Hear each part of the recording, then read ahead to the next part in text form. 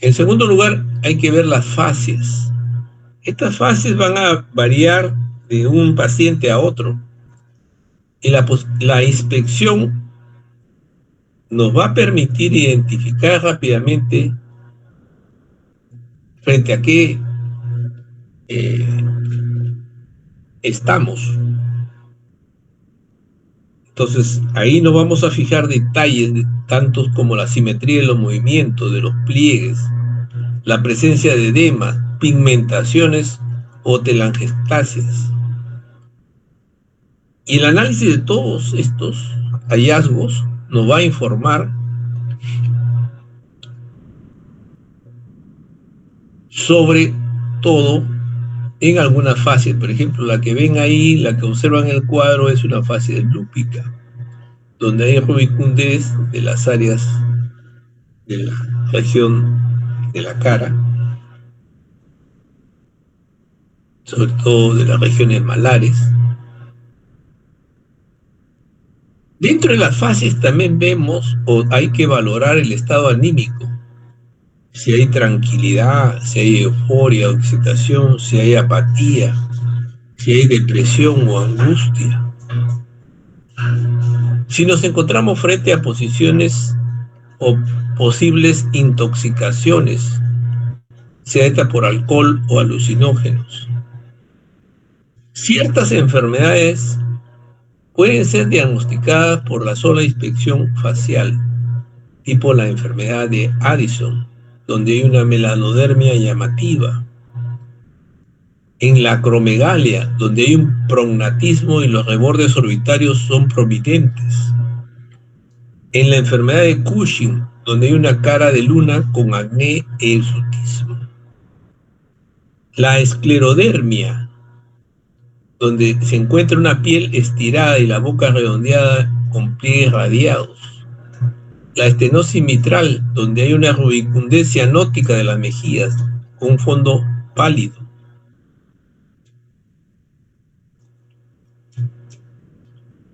Ahí tenemos un blefaroespasmo en el tétanos.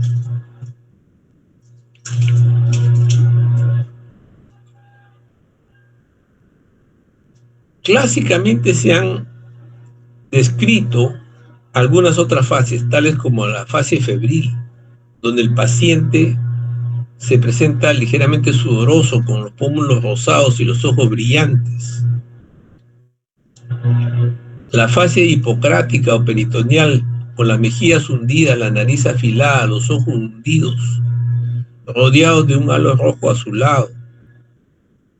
La fase bultuosa, que la homologamos a la fase renal, pálida, con edema más acentuado a nivel de los párpados. La fase caquéctica, donde el paciente está muy enflaquecido y la representa la etapa final de las enfermedades consultivas crónicas. La fase adenoidea, donde la nariz y la cara son más bien estrechas, la boca está entreabierta y el mentón retraído.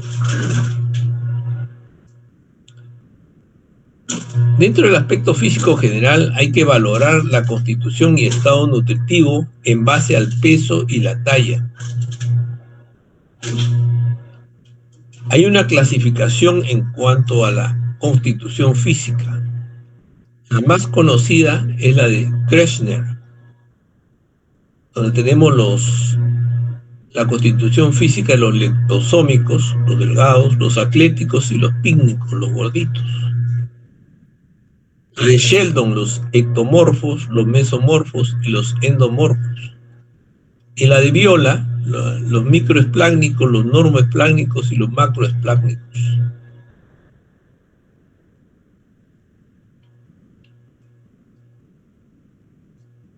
En cuanto a la constitución y estado nutricional con respecto al peso y la talla, existen tablas que correlacionan ambos parámetros con la edad, basadas en estudios de poblaciones estándar, cuyas medidas se distribuyen de manera o en forma normal. Para clasificar el estado nutricional se utiliza actualmente el cálculo del índice de masa corporal, que es el equivalente al peso en kilos sobre la talla en metros cuadrados. Un índice de masa corporal normal se encuentra entre 18.5 y 24.9. Aquellos que tienen sobrepeso se encuentra con un índice de masa corporal de 25 a 29.9. Y ya los obesos tienen un índice de masa corporal mayor de 30. Tenemos dentro de esta obesidad el grado 1, se encuentra entre 30 y 34.9, el grado 2 entre 35 y 39.9, el grado 3 de obesidad que tiene un porcentaje de índice de masa corporal mayor de 40.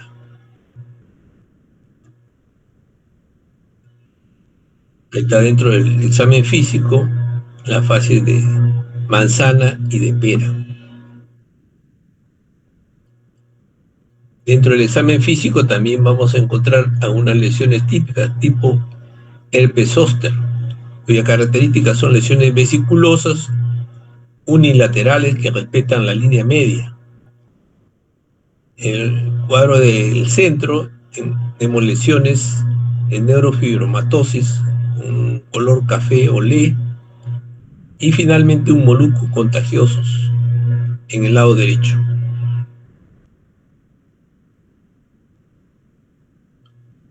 En cuanto a la piel, tenemos que ver alteraciones en el color de la piel.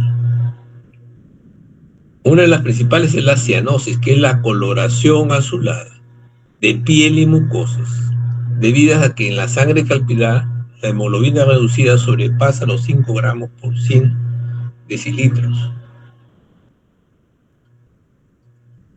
También nos podemos encontrar frente a alteraciones vasculares de la piel, tipo arañas vasculares o nevus aracnoiformes.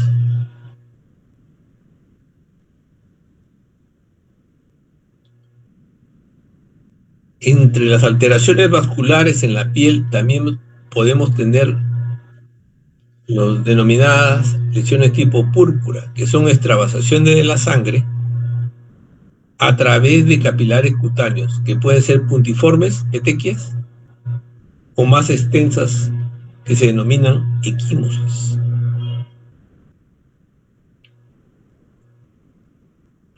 Las alteraciones vasculares de la piel podemos encontrarnos también con circulaciones colaterales. Es el desarrollo anormal de la circulación venosa superficial que aparece en relación a un obstáculo en el retorno venoso. La obstrucción tumoral de vena cava superior, acompañada de edema y esclavina. La obstrucción trombótica de la vena cava inferior, con presentación de cordones venosos en la cara lateral del abdomen. Y la secundaria obstrucción portal, que son centrífugas en relación al ombligo. Ahí tenemos las circulaciones colaterales de manera esquemática. En cuanto a las faneras, el pelo interesa saber la distribución de las anormalidades que son la alopecia, la calvicie, el hirsutismo. En cuanto a las uñas, hay que ver si presenta el paciente coiloniquia, que es la excavación de las uñas que adquieren forma de cuchara, que se presentan en las anemias crónicas. Y las uñas en vidrio de reloj, lo denominado dedos hipocráticos, con una convexidad de las uñas que se observa en las insuficiencias respiratorias crónicas.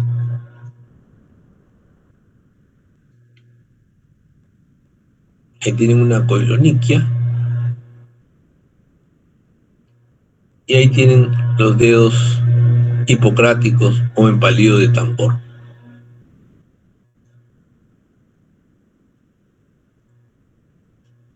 Al valorar los ganglios linfáticos,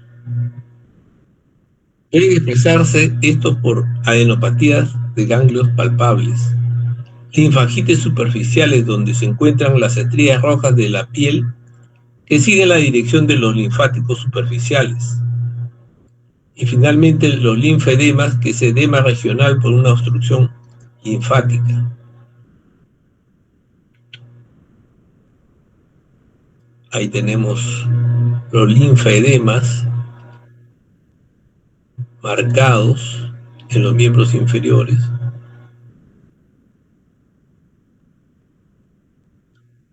Dentro de los grupos ganglionares vamos a encontrar los preauriculares, los retroauriculares, los suboccipitales y los yugulares. Los preauriculares se encuentran en la porción lateral del párpado y la conjuntiva palpebral. Los retroauriculares se van a encontrar en el cuero cabelludo temporal y conducto auditivo externo. Los suboccipitales los vamos a encontrar en la región posterior del cuero cabelludo y la cabeza. Y los yugulares o preesternocleidomastoideo en la porción media de la lengua, amígdalas y parótidas. En el examen físico del tórax vamos a considerar tres partes: la anterior, la posterior y la lateral. La anterior, donde encontramos la fosa supra e infraclavicular, la región intercostal y la región mamelonar. En la posterior vamos a encontrar una zona superior o supraespinosa situada por encima de la espina de la escápula, que va desde la línea vertebral hasta la línea escapular. La zona escapular externa, que continúa la anterior hasta la línea axilar posterior. Y la zona inferior situada por debajo de la línea que pasa por debajo del omóplato y que se llama base. Y la cara lateral encontramos la zona superior o hueco axilar por encima de la línea horizontal que pasa por el mamelón y la zona inferior o subaxilar.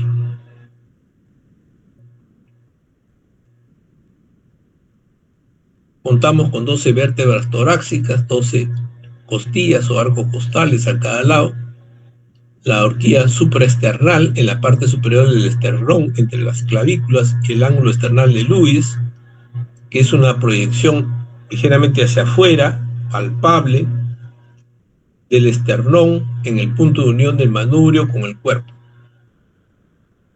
y donde se articula a cada lado la segunda costilla. El ángulo de Lewis viene a ser el punto de partida para contar las costillas y los espacios intercostales. Estos últimos tienen números que se corresponden con el número de costillas subyacentes.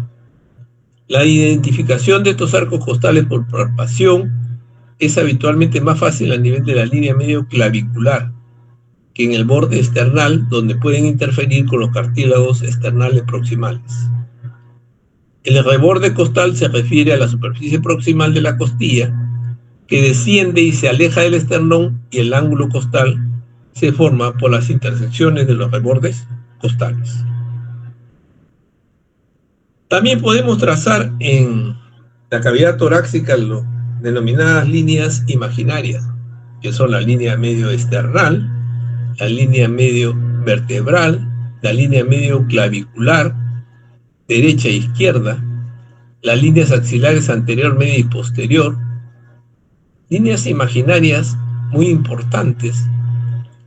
Estas últimas, las axilares, por ejemplo, en la presencia de un neumotórax, el abordaje es en el segundo espacio intercostal, línea axilar anterior, para colocar un drenaje.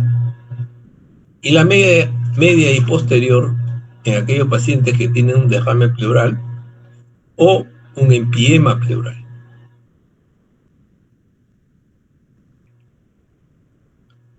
Los vértices pulmonares se van a extender en el plano anterior aproximadamente a 5 o 6 centímetros por encima de las clavículas.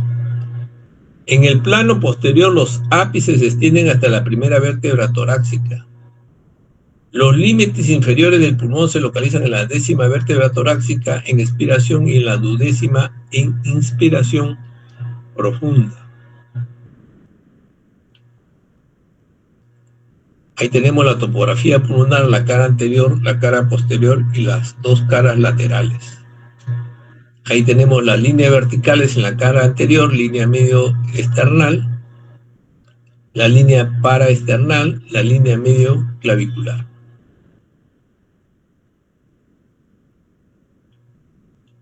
Tenemos la caja torácica con el esternón, la cintura escapular y los arcos costales.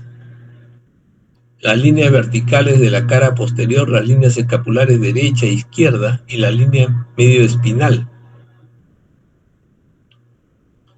Las líneas horizontales de la cara posterior, la línea escápulo-espinal, la línea infraescapular y la línea de la duodécima dorsal, última costilla. Y las líneas imaginarias en la región axilar, tenemos la línea axilar anterior, como les comentaba, punto de partida para realizar los drenajes en caso de neumotórax en el segundo espacio intercostal o tercero, línea axilar anterior, y las líneas axilares media y posterior en caso de que hubiera un empiema, y el espacio que se aborda es más o menos el sexto o séptimo espacio intercostal, línea axilar media o posterior. La cisura oblicua que va desde el T3 hasta la sexta costilla de la línea medio clavicular, y la cisura horizontal que va desde la cuarta costilla hasta la cisura oblicua de del quinto arco costal. Ahí tenemos el ángulo esternal o ángulo de Lewis en la segunda costilla, el apéndice sifoides en la punta del esternón. Tenemos también que evaluar la configuración del tórax, el diámetro. Podemos estar frente a un tórax en tonel o barril. Tenemos que ver la configuración del tórax, en los cuales podemos encontrar el pectum carinatum, donde hay un levantamiento anterior del tórax, y lo inverso es el pectum excavatum, donde hay un hundimiento o depresión de una parte o todo el tórax, que pueden producir problemas en cuanto a la expansión pulmonar. La cifosis, que es una curvatura anteroposterior de la espina dorsal, y la escoliosis es la deformidad de la espina dorsal en forma lateral.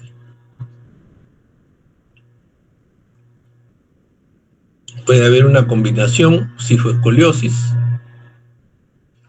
en el cual determina una disminución en la capacidad torácica, y se pueden presentar movimientos paradójicos del tórax en caso de un traumatismo torácico.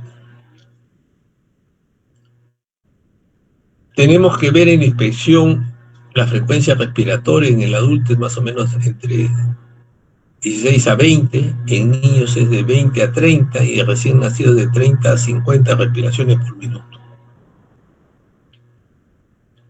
Algunas denominaciones de los tipos de respiración: tenemos la taquipnea, aumento de la frecuencia respiratoria; bradipnea, disminución de la frecuencia respiratoria; apnea, cese de la respiración; polipnea, una respiración rápida y superficial; hiperpnea, donde hay aumento de la frecuencia y profundidad de la respiración; ortopnea, en el cúbito supino; platipnea, que se presenta este tipo en la posición de pie; y la euneica o frecuencia respiratoria normal.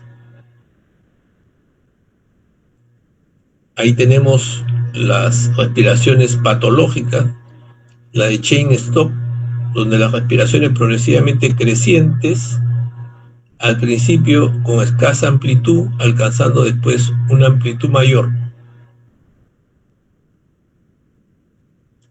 La respiración de Kussmaul, donde hay una inspiración profunda y prolongada, a la que le sigue una expiración corta y brusca, seguida de periodos cortos de apnea. Este tipo de respiración se presenta en pacientes con problemas renales. Se acompaña de olor a manzanas. Y la respiración de Biot son respiraciones poco profundas, separadas por periodos de apnea, y las podemos visualizar o ver en pacientes que tienen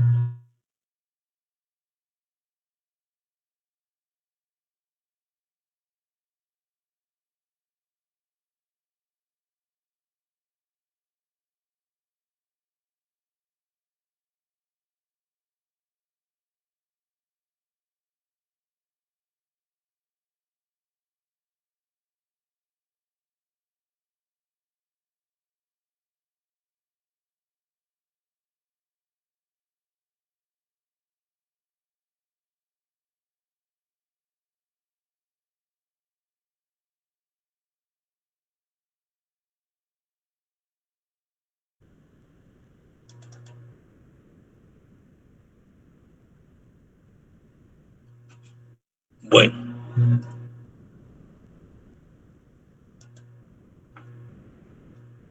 en cuanto a la segunda parte de la clase de hoy, nos toca lo que es la palpación. En la palpación vamos a ver alteraciones en la sensibilidad, neuralgias intercostales, condo o costocondritis, fracturas, etc. Vamos también a poder percibir si estamos frente a un enfisema subcutáneo, sea este generado por un neumomedastino, la mayor parte de veces. Hay un frémito roce pleural, muchas veces, que lo podemos captar a través de la palpación. Un frémito bronquial o un ronco palpable, adenopatías y edema de esclavino. Entonces, todo lo que podemos percibir a través de la segunda parte del examen, que es la palpación.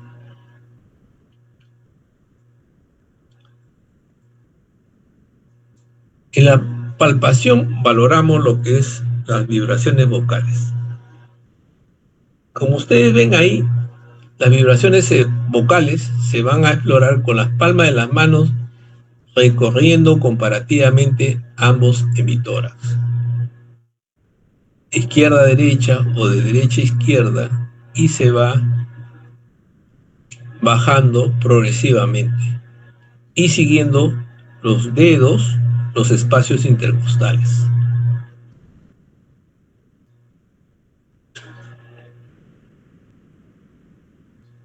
Cuando se desea establecer con precisión los límites de una zona con aumento, disminución o abolición de las vibraciones vocales, esta puede realizarse con el borde cubital de las manos, como aparece en la figura.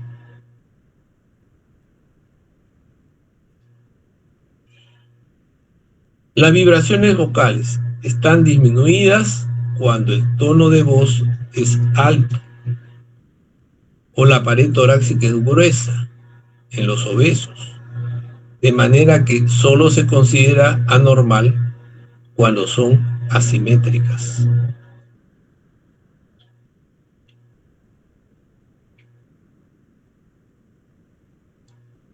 En la palpación del tórax, en la cual evaluamos las vibraciones vocales, hay alteración de estas, en las cuales se pueden producir disminución de las vibraciones vocales.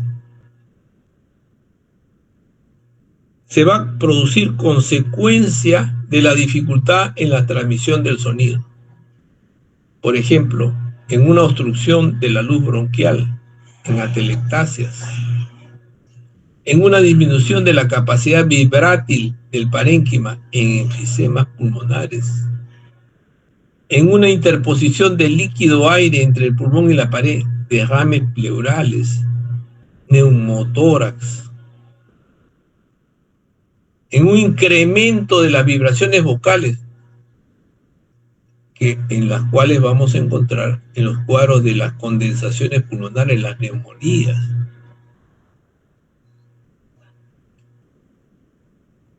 Entonces, hay que evaluar esta parte importante del examen físico, que es la palpación a través de estas vibraciones vocales, y hacerlos de manera adecuada.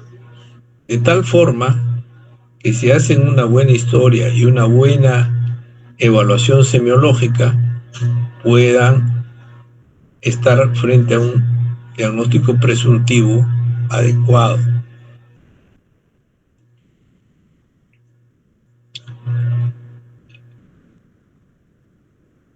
Y a esto es este tema del día de mañana, la percusión y ocultación. Lunes, perdón, Ryan. No sé si tienen alguna pregunta.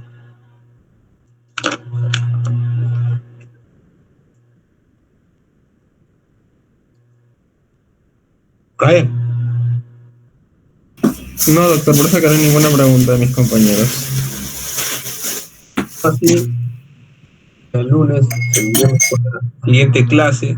Ya hemos tratado de resolver la parte práctica. No sé cuántos de los profesores están ya asistiendo de manera presencial para la ejecución de esta parte práctica, porque esto ya no lo van a ver nuevamente. La parte práctica es la parte importante de la semiología.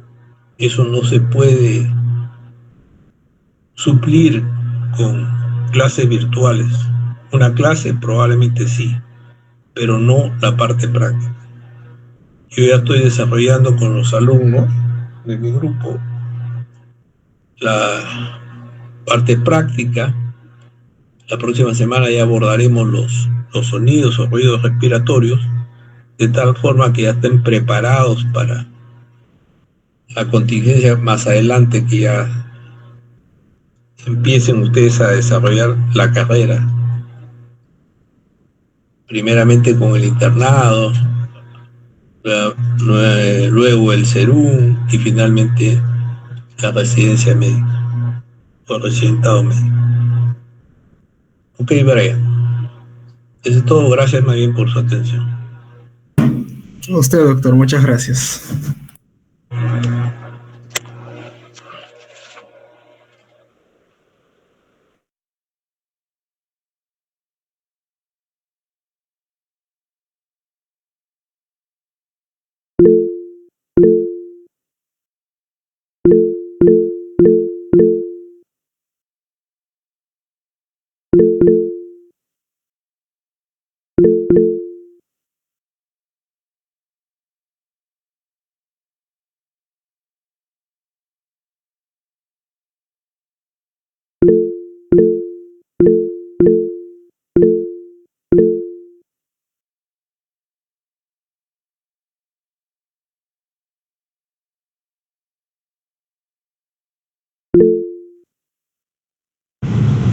Chicos, ya se pueden ir.